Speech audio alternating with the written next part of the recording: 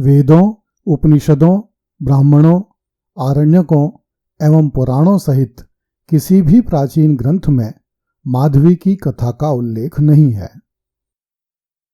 पुराणों में ययाति के 5 पुत्रों यदु, तुर्वसु, अनु, धयु तथा पुरु का ही उल्लेख है। ये नाम वेदों में भी आए हैं, किंतु माधवी का उल्लेख केवल महाभारत में बताया जाता है।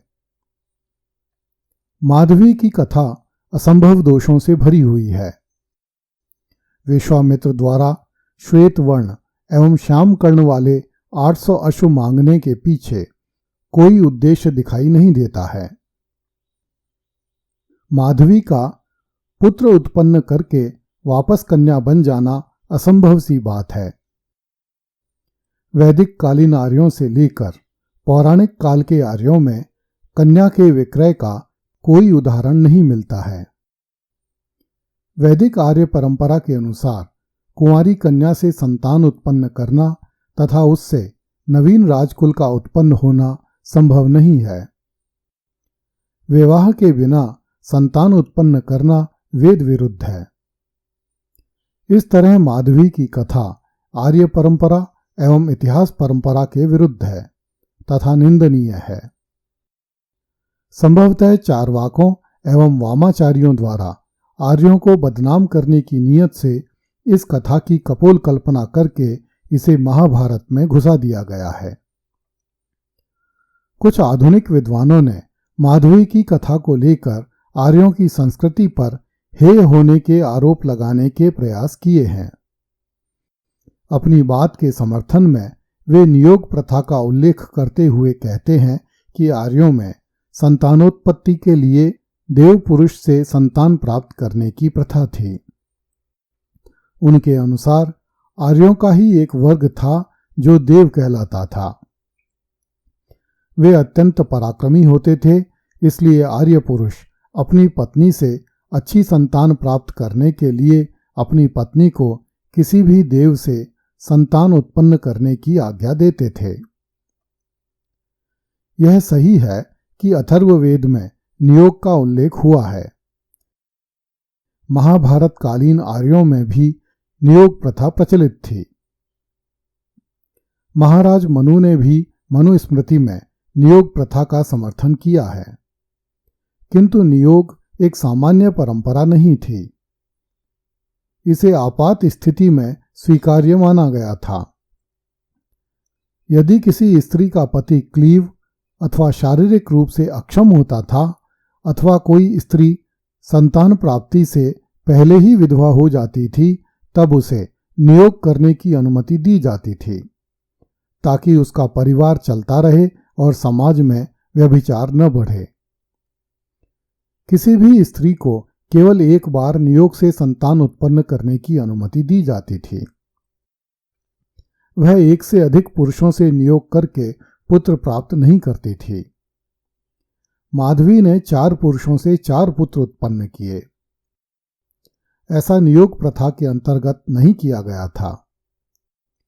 कुछ विद्वानों ने लिखा है कि यह प्रश्न उठना स्वाभाविक है कि यदि महाभारत में दी गई कथा सत्य है तो माधवी कौन थी जिसने कुंवारी कन्या होते हुए भी एक से अधिक पुरुषों से पुत्र उत्पन्न किए जिनसे नवीन राजकुलों का निर्माण हुआ। कुछ वेदज्ञों का कहना है कि माधवी धरती का एक नाम है। धरती पर अनेक राजा राज्य करते हैं जो अपनी भूमि के पति होते हैं। अतः उन्हीं पर व्यंग्य करने के लिए वामाचार्यों ने इस कथा का निर्माण किया है। कुछ वेदज्ञों के अनुसार किसी भी उपजाऊ भूमि को माधवी कहा जाता है और राजा ययाति ने धन तथा अश्व न होने पर ऋषि गालव को माधवी अर्थात भूमि का दान दिया था। वाल्मीकि रामायण के उत्तरकांड में कम से कम 3 श्लोकों में धरती के लिए माधवी शब्द का प्रयोग किया गया है। पहले श्लोक में कहा गया है, यथा हम राघवान्दयम मनसपि न चिंतये तथा मे माधवी देवी विवरम दतुर्महति। दूसरे श्लोक में कहा गया है, मनसा कर्मणा वाचा यथा रामं समर्चये तथा मे माधवी देवी विवरम दतुर्महति।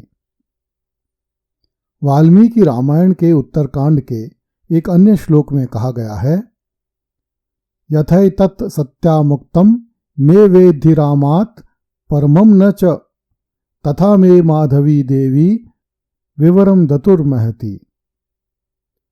इन श्लोकों में माता सीता कह रही हैं कि हे धरती माँ, यदि मैंने मन, कर्म एवं वचन से प्रभु श्री राम के अतिरिक्त किसी को मन में न लाया हो तो तुम फट जाओ और मुझे अपनी गोदी में शरण दे दो।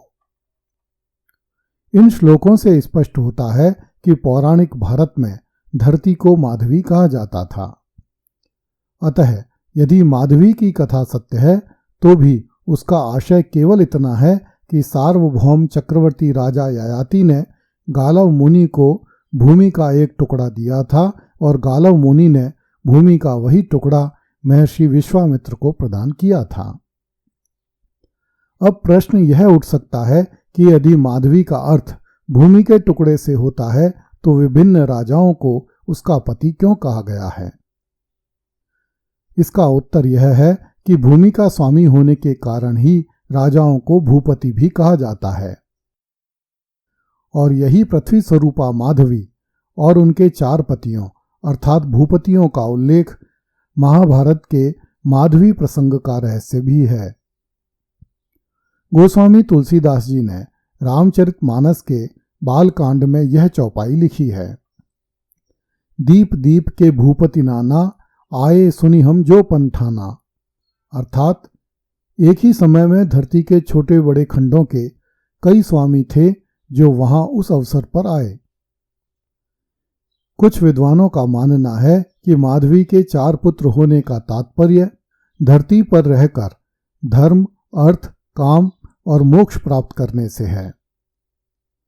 एक से अधिक पतियों को धारण करने वाली धरती व्यभिचारिणी नहीं होती। अतः माधवी को मानवी कन्या बताकर वैदिक एवं सनातन संस्कृति पर प्रहार करने की कुचेष्टा की गई है। अगली कथा में देखिए, विश्वामित्र एवं मेनका की पुत्री थी शकुंतला।